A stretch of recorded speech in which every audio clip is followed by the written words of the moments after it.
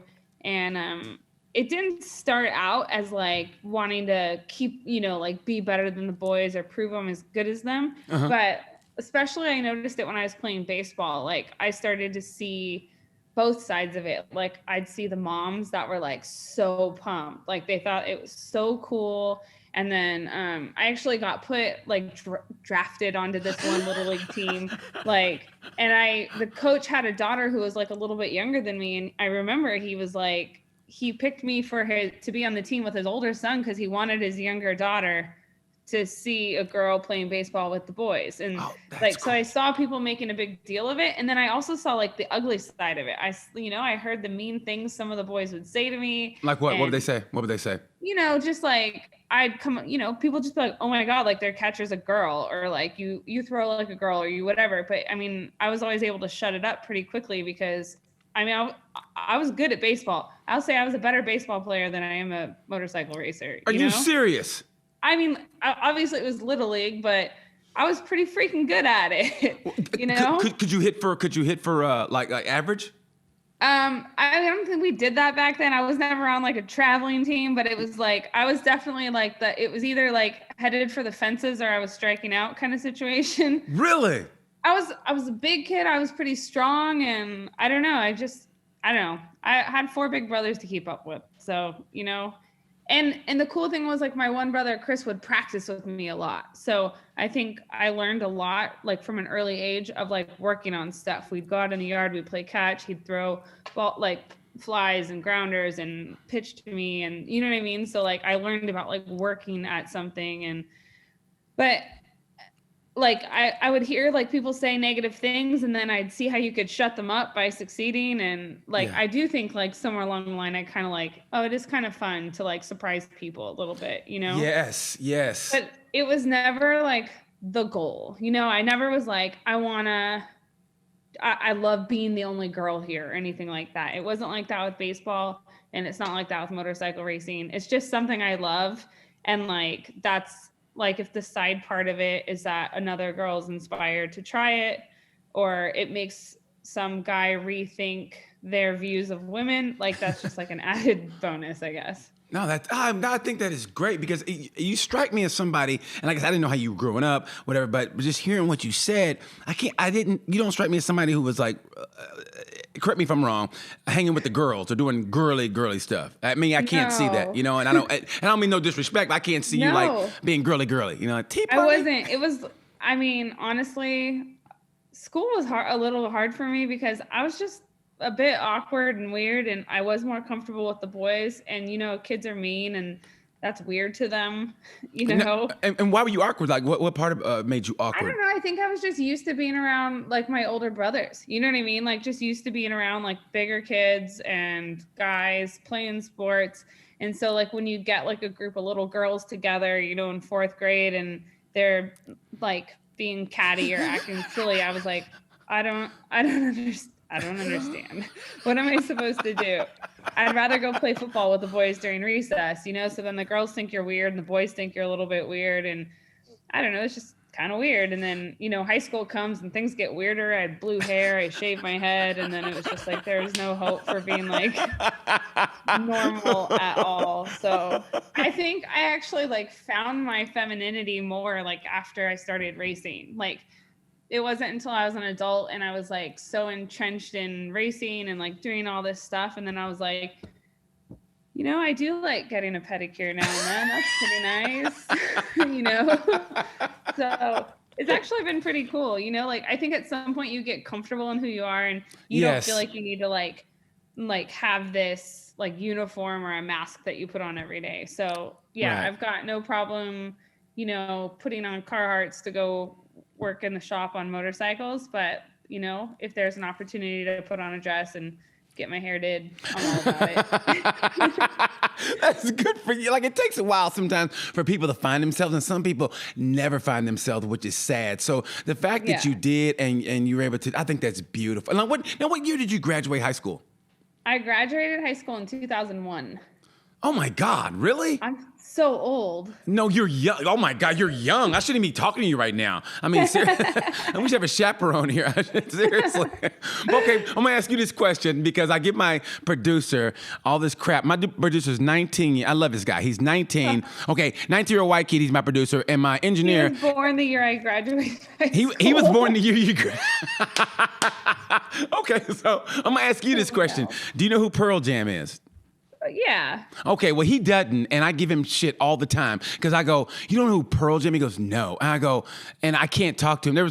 When I said that, and I go, you don't know who Pearl Jam is? And he literally went, no. And I go, I can't talk to you right now. And him and my engineer, and he's 21, and he doesn't know who Pearl Jam is. And I go, and I just literally I wanted to leave. I wanted to give him a whooping. Both wanted to get him whooping and send him to the room without dinner. No, just like lock them in the studio and just like blast that shit on repeat. But I did play some stuff and they were like, oh, this is them. And then they just kind of like, oh, and that was it. And I go, okay, whatever, guys. I mean, they don't understand they don't understand what heave on floor.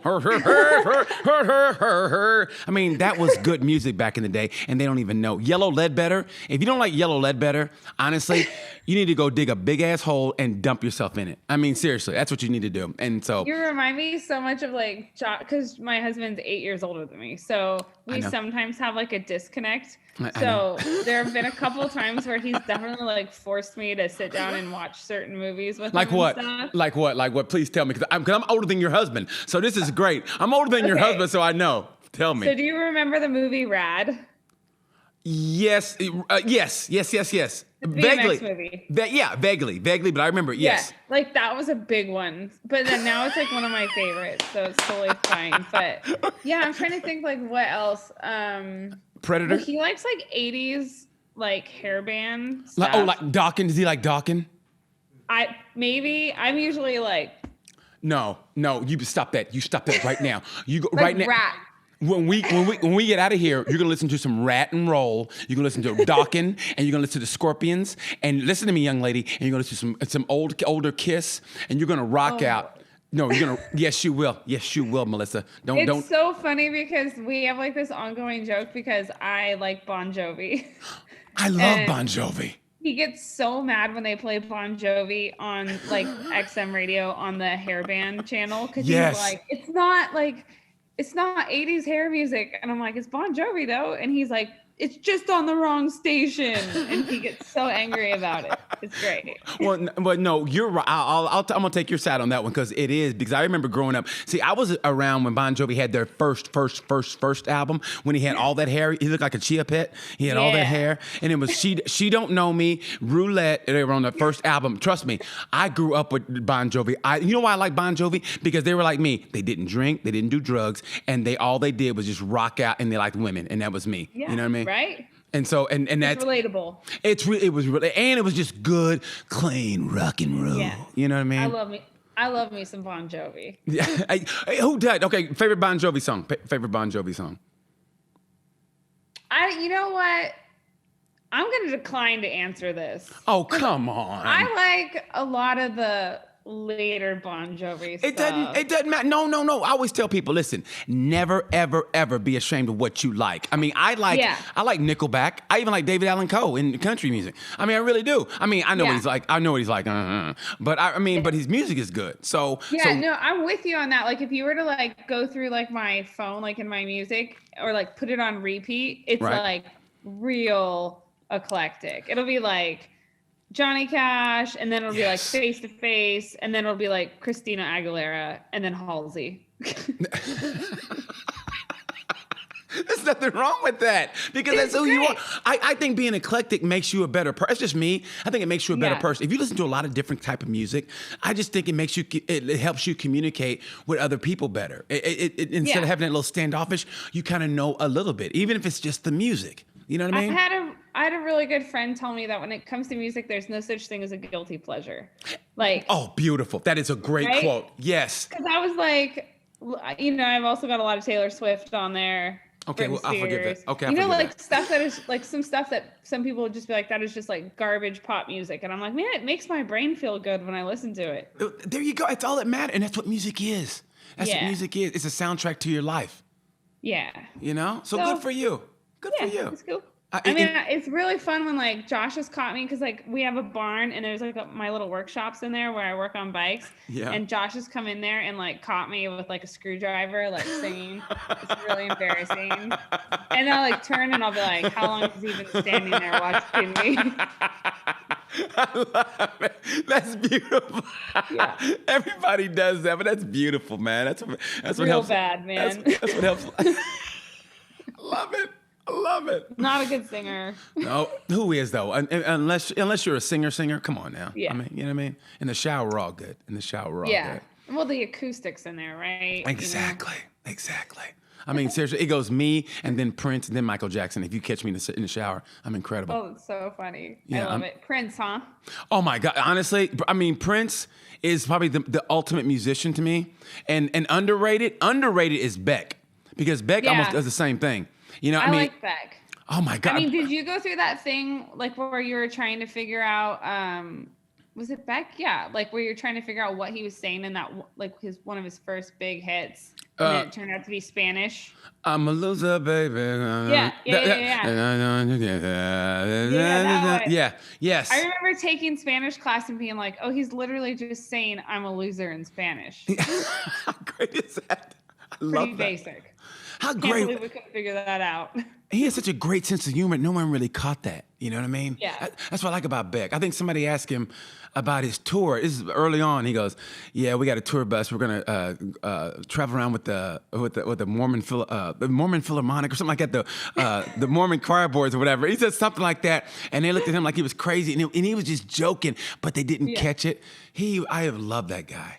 Beck. Clever. I love Beck. Okay, so now to get ready for to get in your space before you race, did you listen to any music to get you into the zone?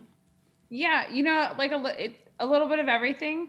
Like there was a time where I'd listen to like Rage Against the Machine or like something to get me all amped up. But that was never like what was good for me. It was like in the end, I learned it was just more like upbeat, like poppy stuff. Right. Bree's got like a video of me. She just sent it to me recently.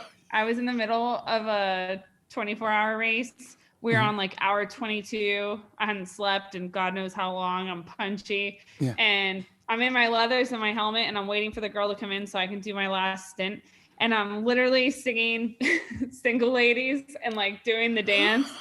Like to me, like it took a while to learn. Like it just has to be something like upbeat that gets me feeling like fun. Like this is like good, like, you know, silly. Like it's not like that angsty stuff. Like I thought it was supposed to be the angsty stuff, but then I learned like that's not me. I'm just here for a good time. Good for you. Good for you. Okay, so take me back real quick. Take me back to that night or day, whatever, when you're in the dorm and you go with the hot guy Dennis and he puts you on the back of the bike. When did you go, I think this is what I'm meant to do? Well, like right then I was just like, holy cow, I'm scared shitless. But then I started riding with him more and more, and down here in San Diego, we have excellent like canyon riding. Like it's amazing. Yes. So we used to go to Palomar Mountain and I'd ride on the back and I just thought it was like the coolest thing. And then we were there and I saw this girl like ripping up and down the mountain. And I was like, the fuck am I doing back here? Yeah. And it was just like, it was literally like, just like that. You know what I mean? And really? So I went and took an MSF course and learned to ride. And it's funny because even when I was first learning to ride, I was terrified. You know what I mean? Like even when I wasn't on the bike and I knew I was going to ride later, I was like almost sick to my stomach, like that nervous. Really? And then suddenly like that nervous feeling like went away and I just loved it. And then I was like, got some leathers and then I like started ditching classes to go ride. Wow. And and it was like, you know, at the time I was going through some other stuff, breaking up with Dennis. Oh, didn't he win? And it was like, oh, like I have this thing I can go do when I'm feeling bummed and it makes me feel good again. Like, you know? Yeah. So, like that. And then I started doing track days. And I think like as soon as I rode on the racetrack, I was like, I just want this feeling to keep happening, you know? I honestly, that track day, it's like what they say, once you get on the track, and I mean, honestly, I say that's my happy place, and it is, but when you're actually on the track, and I'm like such a dork, that's why I call it Tales from a Gemini, because I'm a Gemini, and we'll be talking, and we'll talk about something else like at a drop of a hat, but it's just how my brain works. But when when I'm on that track, I mean, honestly, and I really think, honestly, that, especially last year, I was at in Donington Park, and taking a track day class. Yeah, and so such a good track. Yes, and knowing that the GP guys were there, and mentally I was like, I'm Black Marquez, and I was going through the turns, and I was like, I'm Black Marquez, and I'd go, and I mean, and that's where I put myself mentally, like, okay, I'm racing, what am I gonna do?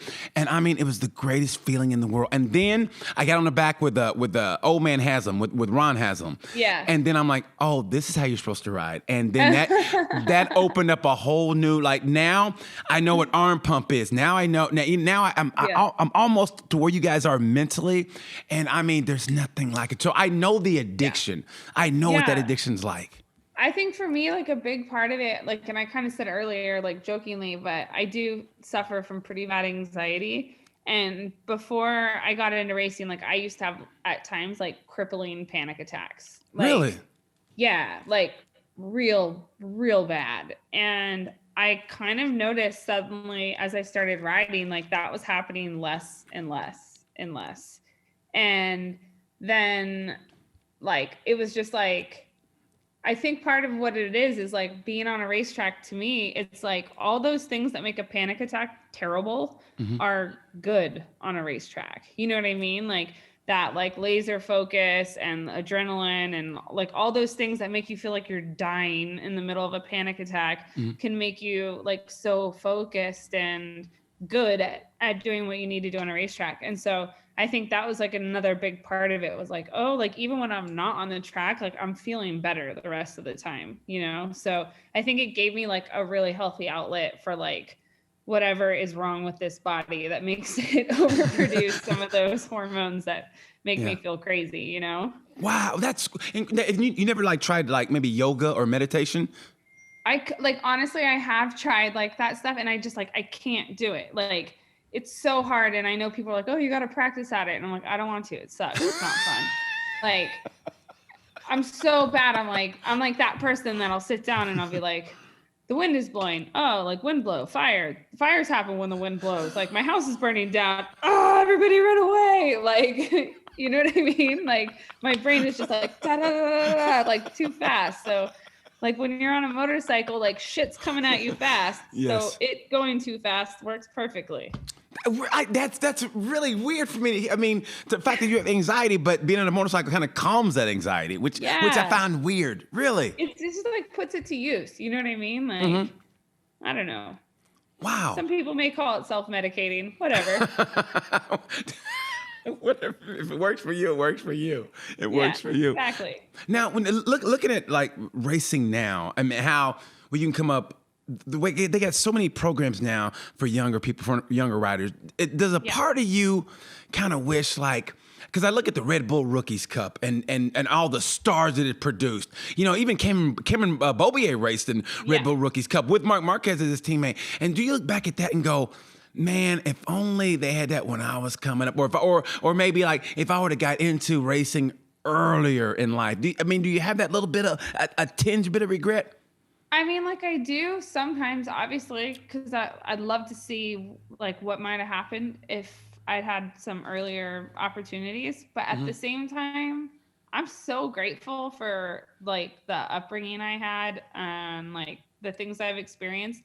I've played baseball. I played soccer. I did water polo. I swam on a swim team. I tried to learn how to play the guitar. I did all this shit. And I got to try them all and be like, nope, not for me. Nope, don't like that. That's not for me. Not that good at that. Can't stick with this. And so every time, like when I look at my life and I'm riding motorcycles, I know it. Like I know that's what I want because I freaking tried everything else first. So I look at some of these kids and I'm like, they don't even know. Like they don't even know if there's something else out there they might like better. Like, because this is all they've done since they were just a teeny tiny kid, you know? And I'm not saying that's a bad thing, but right. Like for me, I'm grateful. Like I'm grateful that like in my whole heart, like I know what I'm doing is what I want to do, you know? And that's beautiful. And also some of those kids, like we joke about it a lot around here, you know, they've brought up to be these like superstar motorcycle racers and they're homeschooled and they're a bit awkward. Yes. And yes. You can tell when you talk to them, they're like, hey, how are you? So do you have a motorcycle? You don't? Bye. You know. Yeah. It's just, I think you learn like a lot of stuff from your peers when you're in school. You know, you learn how to act and like what not to say so you don't get punched in the mouth and things like that. And I definitely see some of these kids that didn't learn those things. Any racers come to mind? I'm keeping my mouth shut. Okay, no, look, no names, but any racers come to mind when you said that? Oh, absolutely. We usually like have a joke around the house, like, cause you know, Josh brings guys to train here. Right. And so sometimes kids will come and they'll do something super boneheaded and Josh or me will just like mutter under our breath, homeschooled. I'm going to find out who the kids are. I'm going to find out from somebody who them kids are is what I'm finding. It's so bad. Like some of this stuff, like where I'm just like, oh Christ, like that's wild. You know? Yes. So yes. Yeah. But I'm grateful for what I had. And even if Red Bull Rookies Cup had existed when I was a kid and I was like, hey dad, like I want to go race motorcycles, he'd have been like, that's nice. People in hell want ice water. Go mow the lawn. That's true. True. That's old school dad right there. Yeah, I know the feeling. Okay, I like that. I think it's great that you're so grateful for that. But sometimes, and this is a tough question for me to ask because I was thinking of this. But listen to all your interviews and everything. And I know you're happy where you're at. I know everything's, good. But is there like, I sensed, and maybe I'm wrong, I sensed a slight bit of, I can't say depression, but a slight bit of, what's the word I'm looking for? Like, maybe apprehension, like after your kid was born, like, will I be able to do this again? Or will I be able to, do this in the manner that I'm doing it? Am I correct in that? I mean, yeah. Why do you think I waited until I've been married for 10 years before I had a kid? Like, yeah. I sense that a little bit from you. Yeah, it's a weird thing. I think any woman in any career that she's passionate about has to say, like, are people going to question my dedication to this job if I take a break to have a kid, you know? And then the flip side of that is that people are going to think I'm a terrible mom if I keep chasing after my dreams. Right. So it's hard. Honestly, like when we decided to start a family, it was in a year where some of my opportunities were starting to dry up already. So I think it was like, okay, like if I want to do this, I need to do it soon. And I don't think I'm really lucky because, you know, I'm married to Josh and he's great and he supports everything I want to do. So if I had an opportunity to be racing full time still, I think he would support that and we'd find a way to make it happen. You know, it's just, I mean, I'm 37 years old and you get to a point where you're like, as much as I hate to say this, I tried everything I could. I'm probably not going to be a world champion, you know? Like, so now I've kind of come to this new point in my life where I just want to have the opportunity to race and to ride as much as I can. So any opportunity I get, I'm going to do it without like necessarily like having that feeling like I'm trying to get to somewhere, you know? Right. Yeah. I sense, like I said, I sense that in your interviews, and since we're on that subject, and this is one I tread, but it never hurts to ask, is that you being such a trailblazer and what you did during the period you've done, and and I say this in my act, I said racism, sexism, you're not going to get rid of them, but if you chip away at it a little bit at a time, chip away, and things are getting better, but. Coming up, and did you ever experience? Because I bring this up because there's a racer named Sharni Penfold.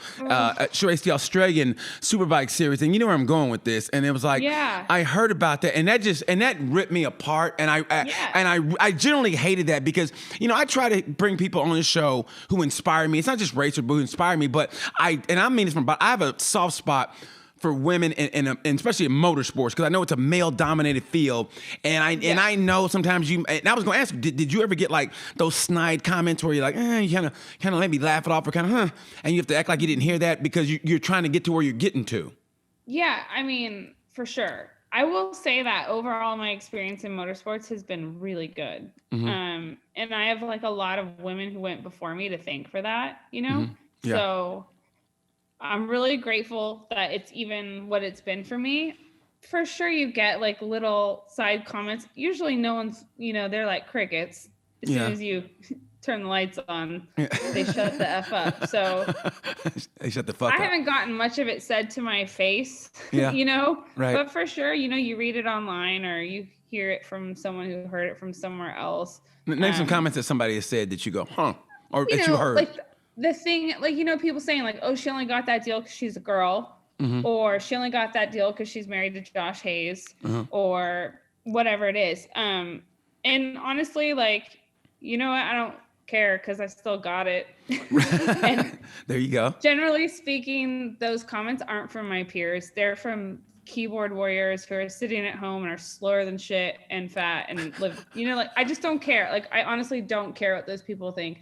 I'm really lucky that I've gotten to a point where, like, if you're not like my family or a friend, and I don't really care what you think of me, you know what I mean? Like, I don't even know who you are. Like, so, like, why do I care that much? Mm-hmm. But the stuff that Sharni talks about, it's heartbreaking because, for one, like, I've seen it reposted online and people making really rude comments about it, like hating on her or saying she's exaggerating or that she deserved it or anything like that. And I mean, it's bullshit, I know what she's talking about. I've gotten into a couple situations myself that were like a little bit sticky and been like, oh, this is not what I thought it was going to be. And I think it's really easy for people to say like, oh, well, you should have known, or you should have seen that coming or whatever. But things are like very rarely black and white, like yes. I can totally see, like, I don't know what happened in her particular instance, but I can totally see like someone comes on and they're like, oh, I want to sponsor you. And then they're like, oh, I'm going to travel with you. And then it's like, we're sharing a hotel room or, and then it's such a slippery slope, because if you're going into it with, pure heart and whatever, and you just think people are being helpful. And I've experienced it. Like I've experienced like early on where someone's like, hey, like I've got some money and I see you're trying to race and I think that's cool. And I'm going to like give you some parts or whatever. And then all of a sudden things start to feel kind of weird. And you're like, oh, okay. And then I've had like other guys come along or, you know, like, and say, hey, I'm just a fan of racing. And like, here's a check. I want to sponsor you to go racing. And you're like, oh, is this going to be weird again?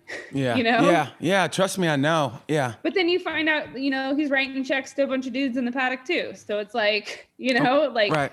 It's hard to know up front and you want to like think the best of people. And I think like we saw it like with all the stuff that went on in Hollywood, like anytime you want something really, really, really bad, you make yourself a little bit ripe to be a victim, probably for people to take advantage. Yeah. And But at the same time, they're kind of dream crushers in a way. And that's what makes it so bad is that you go in with eyes wide open. You're following your dream. Like she sold it. I mean, she did what it took to get there. And I think her father had passed away. So, you know, she had that kind of burden. Like, I'm going to do this for dad or whatever. I'm just, you know, speculating. But, and, you know, and it's when you're chasing that dream and you think somebody's going to help you achieve that dream and then they crush it. But like you said, like you think this is going to be the one and go, oh, by the way, we're going to have the same hotel room together. And you're like, oh, no. Or you know? I don't know if you read about, there's like a female race car driver. She was like on her way up. She was going to be like the next big thing. And like, she was, you know, probably headed to Formula One maybe. And like 10 years ago, she got signed to an Indy Lights team. And after she'd signed the contract, they're like, oh, by the way, part of your deal is you have to pose nude for this men's magazine. Oh, are you serious? Yeah. And so she just like moonwalked out of there and was like, I'm going to quit racing. And she quit racing, like quietly quit racing and just went away. And then she came back recently when they started this W series and she finally said what happened. And I mean, it sucks. Like, you know what I mean? Yeah. Like, definitely. What would have happened? Anytime what would have happened if she'd raced? You know, like she might have been our first female Formula One driver. Now we'll never know. Yeah. I mean, I guess I just hate when people crush dreams like that and they dangle that carrot and they notice what you work for and then they pull some shit like that. I mean, there's nothing worse. I can understand maybe a business really wanting you and they go, hey, listen, we just don't have the money. And they're honest. I go, okay, I can get that. But when you do something like that, and it's a power move more than anything, it's a, you know, shrouded by sex, it just makes it, that's the worst. I mean, like, and the thing that's really hard, like I say, is in a lot of cases, it's not black and white. Like I mean, I was joking with someone about this recently. I'm like, back in, I don't remember, like 2013 or something, I got sponsored by Free Gun Underwear. And they're like, okay, well, like part of the deal is like, we're going to give you this much money and we're going to take pictures of you in your underwear. And I was like, all right, I'll do it. I saw that, actually. I saw that on the racetrack with your I saw that. And it was like, I mean, but that was the kind of thing, like they were up front. This is the deal. This is how much money you get. And I said, I want to go racing. I'm comfortable with that. Okay. You okay?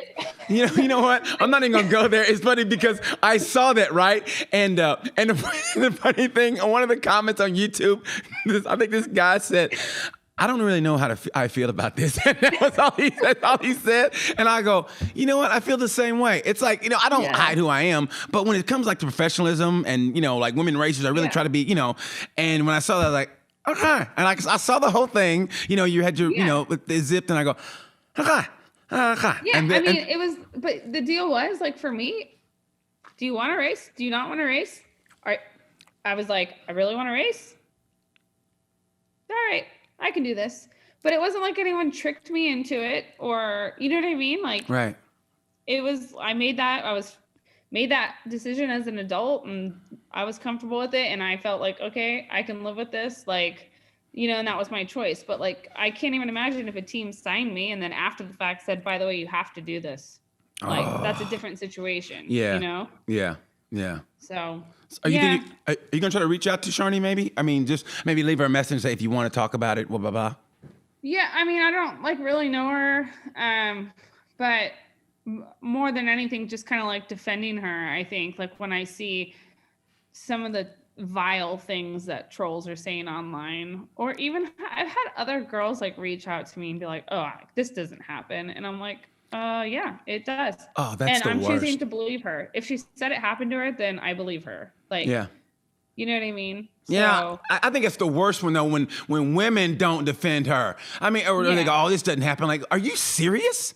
And especially, especially if they're not in if they're not in motorsports and they're just like a regular woman on the street, just that didn't happen. Like, what decade are you from? Are you from the 50s? Are you making? Why would you say something like that? I mean, yeah, I know it happens. I know people lie about things like that, but that shit's humiliating. So why would you like tell people something happened if it didn't? Yeah, you know trust what I mean? Yeah, I know. Trust me, I know. Yeah. Trust me. So anyway, yeah, I support her, and I hope she finds a way to come back to this sport like on her own terms, because that's some bullshit.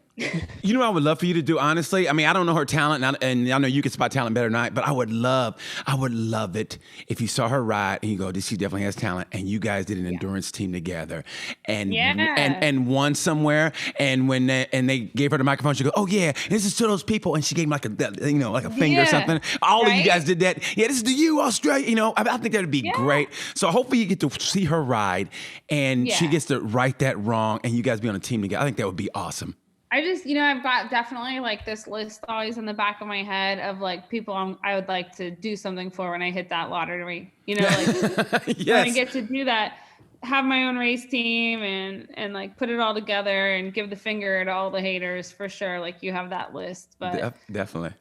Yeah. Like I just hope she can heal from whatever she experienced. Cause it's just like, it makes me sad. I mean, for the most part, this industry has been so kind to me. I think we're lucky that in our paddock, it's a pretty savvy group of people. And I think that they know having women be successful in the sport is good for the sport. Right. Yeah, especially the way things are now. I mean, right now is the best time for diversity I think I've ever seen it, and hopefully it keeps getting better. I can't see it's going backwards, and it keeps getting better. And I just I want the best. I want everybody. I want the paddock to resemble what we can be as a society. You know what I mean? I really do. I think it'd be great. Which brings me to this question: is you've been in it and you're still in it, so. And I've talked to many people, and my two favorite racers are Ana Carrasco and Maria Herrera. And they're great. They're awesome. And Ana won that championship, and I was so glad she did. But for some reason, I just feel like Maria has a little bit of different kind of like, I don't know. So you answer me this question. Can a woman win a championship at that level? Yeah, of course. I don't have a single doubt in my mind. Okay. It's a numbers game, right? Like the problem is for every 3-year-old boy learning to ride a dirt bike, for every 100 3-year-old boys learning to ride a dirt bike, how many girls are learning? Right. So you can name on one hand how many really high level female motorcycle racers there are right now. And that's not because we're not equipped for it. That's because not enough girls are starting to ride when they're 4, 5, 6 years old. You know what I mean? Right. Like, I look at like those two girls, and they're lucky. They live in like a society that really is into motorcycle racing, and they had families that had the means to take them racing, and all those things. I see it like a lot. Like I remember signing autographs like at Moto America races, and like little girls would come up, and I always ask them, oh, do you ride? And how many times they'd be like, my brother does, or I've got a quad.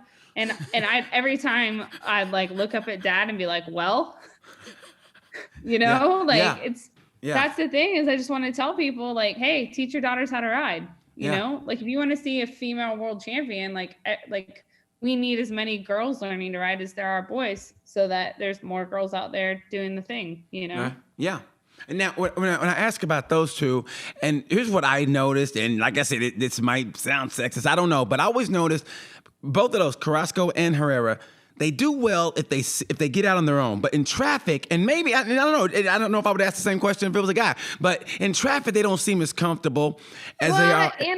Anna's a freaking maniac. Are you crazy? No, but in traffic, she doesn't do as well as she like. If she gets out in front, yeah, she's done. I mean, yeah, she's gone. And Maria the same way. But I always notice in traffic, like I don't know if Anna seems as comfortable, whatever. I mean, she holds her own, but I think the thing with Anna is like when you watch her like in 300 Super Sport, maybe you see her being apprehensive of people, but that class is like a meat grinder class. And the reason why she won a championship is because she avoided disaster more often than a lot of people. And that's a big thing in that class. So I think what might seem tentative in her case is her riding smart, because she knows number one thing she has to do is finish the race and collect points. Right. But she's methodical and she works her way through the pack. Whereas I think you do see like a lot of those young boys riding desperate, and like, it's funny because Josh doesn't like watching 300 Super Sport because he's like, these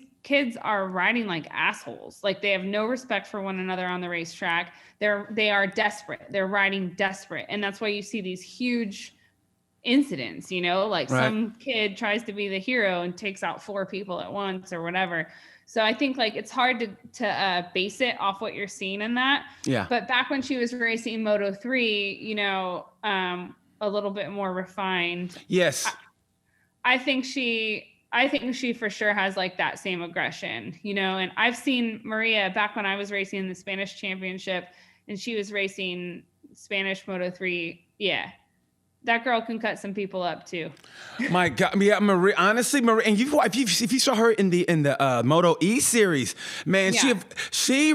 Oh my God, Maria's got so much talent. I hope she gets another shot with a legit team and a legit bike, because I love her talent. And the thing is with the Moto E that you need to keep in mind is those bikes are massive. They're heavy. They're so heavy. Yes. So like. And you can see, like, if you follow her on social, you can see how hard she works to be strong for that. And I mean, like, Moto E's cool and all, but I would love to see her, back on a 600 or a Moto 2 bike or something like that again. Something that's like more, she has physically a better chance to do well on. You know what I mean? Yeah. Oh, trust me, I do. Yeah, so, I'm a big fan of hers also. I hope we'll see that. And I'm just hoping we'll see some American girls coming up too. We've got a couple on their way up right now here racing in the smaller displacement classes, and I'm excited to see what they do as they get older. Me too. I'm keeping an eye on them. Also, me, I'm a dork like that, And being that you never back down from challenges. You do, flat track, a little bit of motocross. Here's what I want from you. You've done endurance, everything, whatever, blah, blah, blah, the self-proclaimed badass. I want you, self-proclaimed badass, to race the Dakar. That's what I want from you. I want you in the Dakar because you don't back down from nothing. You're Melissa F. in Paris. You don't back down. I want you to get a bike and do the Dakar. That's what I want. What's funny is I just started riding off-road like in the last year. I never like got it before. I was like, I don't understand. Like I want to be on a racetrack. And then Josh and I did some off-road riding in Idaho and in Utah. And I was like, oh shit, this is really cool. And I think because I'm older and like when I was younger and I tried something and I sucked at it, I generally was like, I don't want to do this anymore because it sucks sucking at something. Yeah. And I don't know, like some switch has flipped to me in the last couple of years, but we were trying some really tricky off-road stuff and I've got like kind of a new mindset for it where I'm like, well, as long as you guys don't mind waiting for me, I'm going to figure this out. Like I will get there. It may be dark by the time I get there, but I will figure it out. So I don't know if Dakar is in my future. That is pretty gnarly, but I definitely want to like try some off-road and like if I could do some off-road racing, like that would be amazing. Like I'm just like, I'm getting to this point in my life where I'm like, I want to try everything. I want to try everything I can do on 2 wheels. I say Mint 400, then do the Baja, and after the Baja, and then you top it off with the Dakar. That's your lap around. Yeah, Melissa Paris. Yeah, goodbye, right? Good night. Honestly, Mint 400. Yeah, drop them. That's your mic drop. It's Melissa feedback. Yeah. That's what you do. I want Mint 400, and then I want you to go down to Baja to Ensenada, get some tacos the day before, feel good about yourself. They're going, the gringo senora, the gringo senora. Yeah. And then they, boop, boop, I feel like you could get me into that Baja stuff. That looks so amazing. I can make some phone calls. I can make some phone calls. Perfect. I'll make some phone calls. You set it up. I can eat some street tacos like anybody. Oh so. my God. Yeah. Oh God. Mexico not the greatest for that. I love tacos. And and honestly, the greatest thing about it is, I'm a vegetarian, so I get better veggie tacos there than I do in America. I had tacos. Oh my God, no. Portobello. There's this place in Cincinnati I go to. It was called Burgers and Ribs, right? But they had portobello mushroom tacos. And I mean, oh my God. Next time if you're there when I'm there, probably when I set it up for you to race the Baja probably, because, I got them connections like that. We'll go get some portobello mushroom tacos and you'll be like, you know what, BT, I owe you an apology. I'll let you have the mushroom tacos and I'll have the carnitas. We'll just... Sounds good. Yeah. Sounds good. I don't want the carnitas to go to waste. So. And one of the pressing questions I want to ask you before we're out of here, I want to ask you: did you ever pay Bree back for the speeding ticket she got in Spain for hauling your ass around? Dude, that girl. No. Are you going to? Is that on the list? You know what? On the bucket that list? chick has been there for me through everything. So if I got to pay a couple speeding tickets once in a while, it's worth it. That chick has been with me to all corners of this earth. I know. And I've cried on her shoulder on several different continents. Yeah. And she's just, awesome. And now I'm getting to help her with some of her projects at Royal Enfield. And yeah, I don't know, get some speeding tickets. You don't even know about the time she crashed the car while we were in Spain. She didn't tell me that. She crashed. How bad was the crash? How bad was the crash? It wasn't that bad. You've been to Spain, so some of those underground parking situations, yes, are tight. Yes, because the cars are really small. Well, yeah, but we always have to get kind of bigger cars because we pack like girls, so a lot of bags and stuff, and so we kind of got ourselves wedged in to this spot, and we couldn't get it out, and then I think she backed it into a pole, and then some guy was watching us, and he actually got the car out for us. A professional motorcycle rider. Could you unpark my car for me, please? Thank you. Appreciate it. Oh, dude, seriously, the whole reason she drives is because I was too scared to drive in Europe. It made me so nervous. Okay, what about your geocache stuff that you had? It was like a Where's Waldo kind of thing, wasn't it? Oh yeah, I made her geocache with me too. What is that? What are those things? Because it's so cool. So it's not cool. I'm about to sound like the biggest dork you've ever met. You never met me. You never met me before. So geocaching is people hide these little treasures, and they are all over the world, right? And you use GPS to find them. So there's a central database, and you can look on the map, and you'd be like, "Ooh, there's one in this area," and then use your GPS to go find it. But it's crap. It's not treasure. It's like a box of just trinkets and crap in it. And the idea is you take something and you leave something behind, and then you log it on the app that you found it. Yeah. It's so I have yet to find a way to describe it that makes it sound cool. It's not cool at all, but it's really fun. It's you. It's you. It's who you are, and that's all that matters. That's all that matters. If it keeps you from parking in Spain, then hey, I made Josh do one time. We were driving down the road, and we were somewhere around 10 miles outside of Reno on the highway, and I'm pull over. There's a geocache on the side of the road, and we pulled over, and it was really dark out, and we were hiking up this hill, and it was nearly a cliff, and I'm pretty sure we almost got eaten by wild animals, and then we got back to the RV, and I'd accidentally locked the keys in it, and it was this whole thing, and now I'm not even allowed to say the word geocache in front of Josh anymore. I love it. Hey, we all have our likes. We all have our likes. Yeah, what I tell whatever. you, we all have our likes. Here's what we're gonna do now. Now, as we get out of here, we're gonna go one word answers, okay? Oh boy. One word answers, okay? Here we go. Okay. Your dream bike that you want to own someday. You don't have it now. Your dream bike. Because I asked Bree this. I asked Bree Poland, a former guest, by the way, if you guys watching on Tales from Gemini, former guest. Her dream bike is a Goldwing. She wants a gold wing eventually. Yeah, if she wants a gold wing. Of all the bikes she has, she goes, that's what she wants, a gold wing. Because I said it can't be a Royal Enfield or a Ducati. And so she goes, okay, it was a gold wing. So for you, what's your dream bike that you want to own someday that you go, I've always wanted this? Yamaha TZ250. You mean Kenny Roberts' old flat track bike? No, TZ, like a road race bike. Oh, yeah. Really? Yeah, Wait. I've got the Honda version of it. I've got an RS250, but okay. I want the Yamaha. Okay. Dream ride. It can be a racetrack, and not be a racetrack. It could be like, I don't know, South America, whatever. Dream ride, the one you've always wanted to do, or you 8 thought hours about. of Suzuka. Oh my goodness! Yes. Wow. Okay. Let's see. Favorite '80s metal band. It doesn't mean metal, hair band. Favorite 80s band, period. Doesn't have to be metal. Oh. Does Joan Jett count? Duh. All right, Joan Jett. Faux show. Favorite Joan Jett song. Bad Reputation. Don't give a damn about my bad reputation. Dun, dun, dun, dun, dun, dun. Okay. I like that. Okay. Favorite snack. Reese's Peanut Butter Cups. Oh, So better than good. Twix? Better than Twix? Oh, Twix are nothing. You ain't gotta say it like that. You ain't gotta hurt my feelings like that. I'm just saying, I'm peanut butter, just man. saying, you ain't gotta say it like that and hurt my feelings like that. Moto hero. That's not your husband. Moto hero that's not your husband. Oh. I'm going to be controversial here. Go ahead. Go ahead. It's you. It's all you. Be honest. Max Biaggi.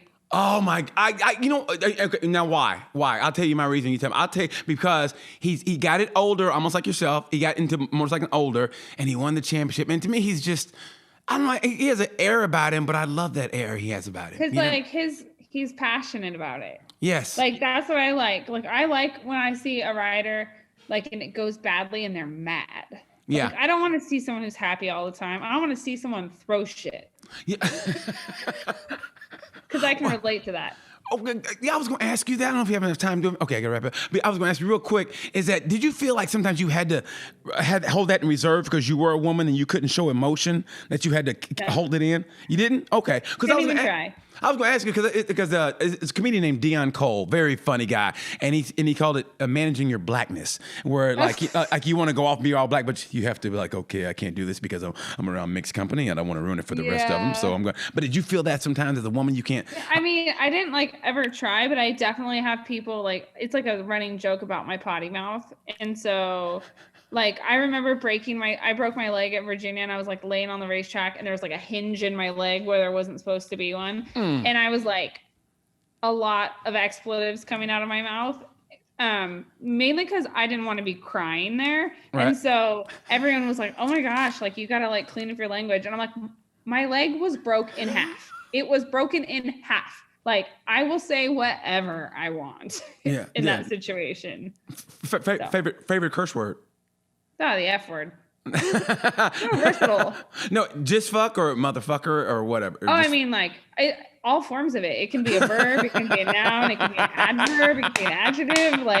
It's just, there's really not another one that can be used quite so often. Well, I never heard fuckly, and that's an adverb. I never heard fuckly. I've probably used it. Fuckly? Fuckery. I've heard fuckery. I never heard fuckly. Yeah. Okay. And if it wasn't for motorcycles, and I asked this in the beginning, so I'm gonna give you a chance to come back. We're coming back to it. 360. If it wasn't for motorcycles, where would you be today? Oh man. I brought it back to you. It's hard not to think of it being in a dark place, man. A drug addict or something? I don't know, man. Wow, you went there. Wow. Yeah. I can't see it. I literally cannot picture that life. I think that's honestly, but I think that's beautiful because I'm trying to explain to these guys and I think but it's I just can't see how you ride a motorcycle and you don't get addicted. I mean, to me, I had to come back to it because of whatever. Like, I started out with a 50. I'm like, oh, I thought about, okay, I'm gonna race. And parents split up, blah, blah, blah.